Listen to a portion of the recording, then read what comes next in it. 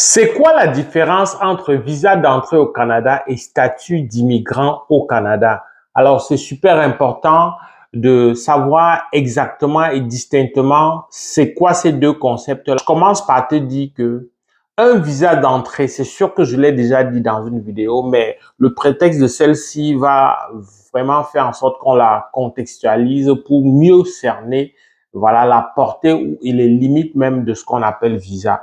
Un visa d'entrée, c'est une autorisation qui te permet donc à une compagnie, voilà, notamment généralement on voyage par avion, à une compagnie de transport aérien de te laisser monter dans l'avion. Parce que selon les normes internationales, voilà, il faut que la compagnie s'assure que tu as un document qui te permet de fouler le sol, voilà, ou de transiter sur un territoire donné. Dans le cas du Canada, donc, on parle donc du visa d'entrée ou de visa de transit.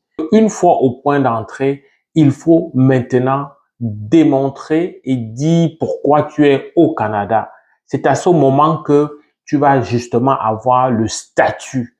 Alors, avant de parler de statut, que tu viennes au Canada comme visiteur, comme étudiant, comme travailleur, ou même comme résident permanent, tu dois prendre un visa à partir de ton pays. Alors, c'est sûr qu'il y a des pays qui sont exempts de visa.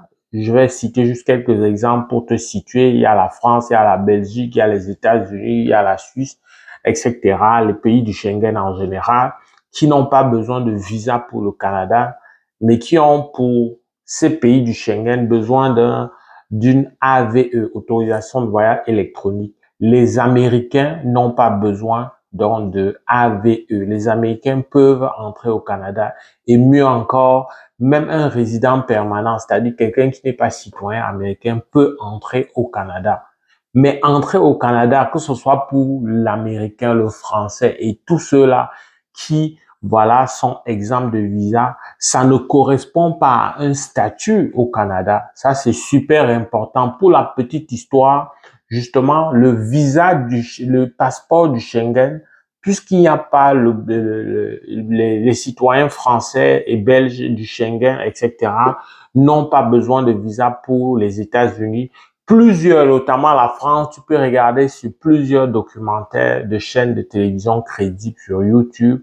Plusieurs citoyens français font les allers et retours au courant de l'année, mais en réalité, ils travaillent de manière clandestine aux États-Unis. Pourquoi ils font ces allers et retours? Parce qu'en réalité, ils n'ont pas de statut. Alors, dans le statut, c'est une obligation qui s'impose autant à ceux qui ont l'obligation de visa qu'à ceux qui sont exemptés de visa et qui ont à la place plutôt une autorisation de voyage électronique. Alors, c'est donc quoi le statut? Avant donc de préciser les différentes nuances dans le statut, il faut savoir que quand tu es dans un pays comme le Cameroun, la Côte d'Ivoire, le Sénégal, le Maroc, etc., dans un pays qui est obligé d'avoir un visa pour venir au Canada, ben ce visa-là vient automatiquement avec le statut que tu demandes, excepté le visa visiteur. Qu'est-ce que ça veut dire? Quand tu demandes, ce que tu demandes quand tu veux venir étudier au Canada, ce n'est pas un visa étudiant, même si c'est ce qu'on dit souvent. On dit visa étudiant parce que c'est le vocabulaire le plus usité. Mais en réalité, on dit demande de permis d'études. On dit demande de permis de travail. On dit demande donc de visa de résident permanent ou si tu veux demande de résident permanent. Alors, il se trouve que dès que tu as un accord, dès que ta demande est approuvée, c'est donc ce statut futur que tu auras. Mais comme tu demandes à partir d'un pays qui a l'obligation de visa, on te donne donc gratuitement ce visa-là. C'est un visa qui te permet donc de venir jusqu'au point d'entrée. Et au point d'entrée, donc, tu dois valider ton statut. Il n'y a que le visa visiteur, comme son nom l'indique très clairement, le visa visiteur, c'est justement un visa qui te permet de visiter. Ça ne te donne pas un statut au Canada. Ça ne te donne aucun statut. Le visa visiteur va se demander, même pour celui qui fait une demande de permis de séjour temporaire. Le permis de séjour temporaire, c'est très rare, c'est sûr que tu n'as pas souvent entendu, mais c'est réservé à ceux qui veulent venir au Canada alors qu'ils sont frappés d'une interdiction de territoire. Pour une raison ou une autre, ils peuvent vouloir venir pour un mois, pour une mesure bien ponctuelle afin de résoudre un problème. Ça peut être pour être proche d'un parent en fin de vie, proche d'une conjointe, proche voilà, d'un enfant, proche d'une situation exceptionnelle qui peut justifier donc la délivrance d'un permis de séjour temporaire. Ça se demande à l'extérieur comme si tu demandais un visa. Donc, que ce soit le visa visiteur ou le permis de séjour temporaire, ce ne sont pas des statuts au Canada. Lorsqu'on dit statut au Canada, c'est par exemple le statut d'étudiant, le statut de travailleur, le statut de résident permanent. C'est sûr que citoyen aussi est un statut, mais pour le demander, il faut pas être à l'extérieur. Il faut être quelqu'un qui est au Canada à ce moment-là, ou alors qui a été au Canada, mais quand tu dois te faire délivrer, il faut que tu sois au Canada, il me semble. En tout cas, donc c'est au point d'entrée que tu discutes donc, tu échanges avec l'agent des services frontaliers qui se charge de valider les conditions d'entrée. Si c'est pour un permis d'études, il va valider tous les éléments qui vont avec les exigences qui vont avec la délivrance de ce permis-là. Il peut te demander tout ou partie, c'est-à-dire l'ensemble des documents qui a soutenu, peut-être pas physique, mais numérique sur une tablette, un ordinateur, un téléphone. Il peut te demander une partie ou l'ensemble de ces documents-là, pas nécessairement physique une fois encore. Alors, ça veut dire que pour un permis d'études, il peut te demander la première chose banale, c'est de te demander où est ta lettre d'admission pour savoir si elle est valide encore. Si c'est tu vas au Québec, il peut te demander un CAQ.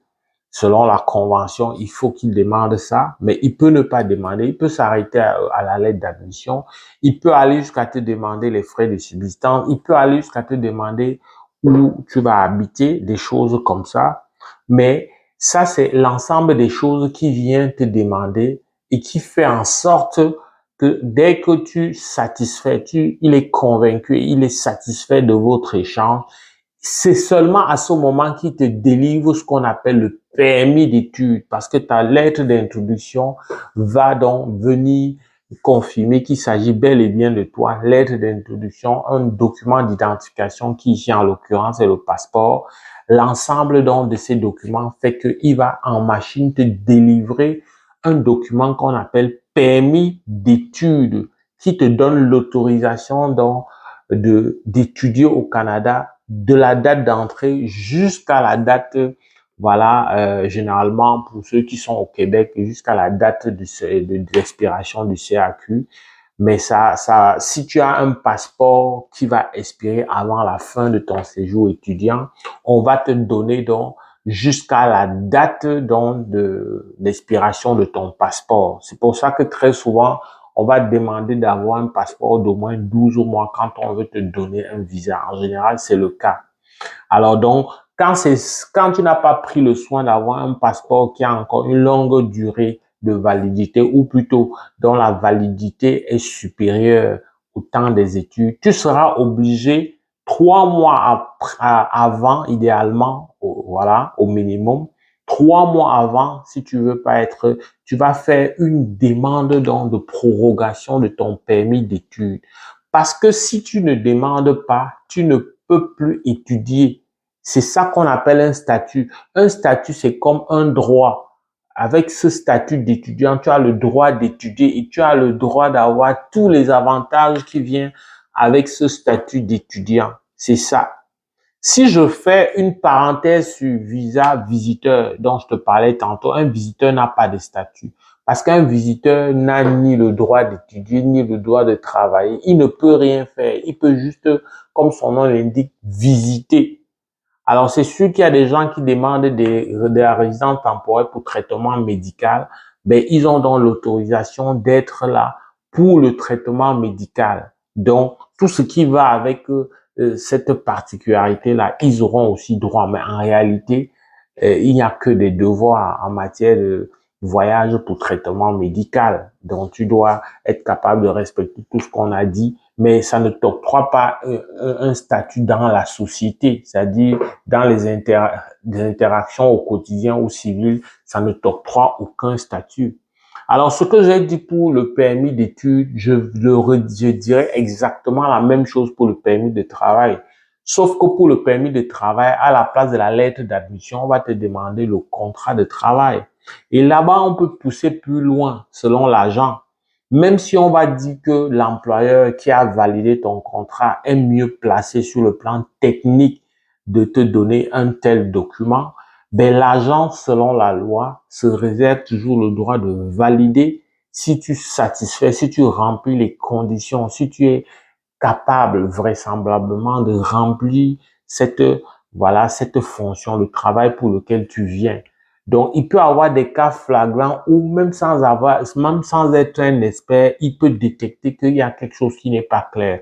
À ce moment-là, il peut s'abstenir provisoirement, voilà, ou même définitivement de te délivrer ce document qu'on appelle permis de travail qui va te donner un statut de travailleur une fois au Canada. Maintenant, pour la résidence permanente, quand ta demande est approuvée, on te donne une confirmation de résidence permanente. Mais tu n'es pas encore résident permanent. Parce qu'on a vu des gens qui entrent, et c'est valable aussi pour le permis d'études et le permis de travail et même pour le visa visiteur. On a vu des gens entre le moment où on leur donne le visa, on colle la vignette du visa dans leur passeport. Et le moment où ils arrivent à l'aéroport, on a annulé on a pu valider leur demande. Il y a eu un fait nouveau qui a fait modifier la décision. Donc, cette vignette-là ne compte plus. Si tu voyages quand même avec ça, tu vas être refoulé au point d'entrée parce que ton document n'est plus valable. Une fois encore, tu vois que la vignette qui est le visa t'a permis de voyager, mais ça ne te donne aucun statut. Tu ne peux pas entrer. C'est super important de le savoir. Donc, même pour le visa de résident permanent, c'est seulement quand on met une date et un cachet sur ta confirmation de résident permanent que tu peux finalement te considérer comme résident permanent. D'ailleurs, dans toute ta documentation, c'est la date là d'entrée, voilà, par le point d'entrée, qu'on considère comme ta date de début de statut de résident permanent. C'était important pour moi de te donner toutes ces nuances-là pour qu'il n'y ait pas de confusion. Pour moi, la valeur ajoutée, c'est de savoir que le visa d'entrée, c'est vrai, ça laisse présager un statut qui va avec le type de visa qu'on t'a donné, mais ça ne garantit pas. On peut avoir un visa, mais on n'a pas quand même le droit d'entrer. On n'a pas quand même un statut parce que l'agent n'aura pas validé ça. Donc, ce qui se passe entre la vignette dans ton passeport, ton voyage et le point d'entrée, il y a tout un fossé. Ça peut changer là-bas. C'est-à-dire que c'est là-bas, c'est dans ce gap-là, cette marge-là, qu'on voit et on mesure la différence. C'est très clair, voilà, entre visa d'entrée et statut au Canada. J'espère que cette vidéo t'a plu. Mon nom est Valérie Camdem. Je suis consultant réglementaire en immigration. Tu peux me contacter par le seul WhatsApp que j'utilise, c'est-à-dire +1 438 830 70 45. Donc, voilà, au plaisir de te retrouver dans le cadre d'une prochaine vidéo. Porte-toi bien.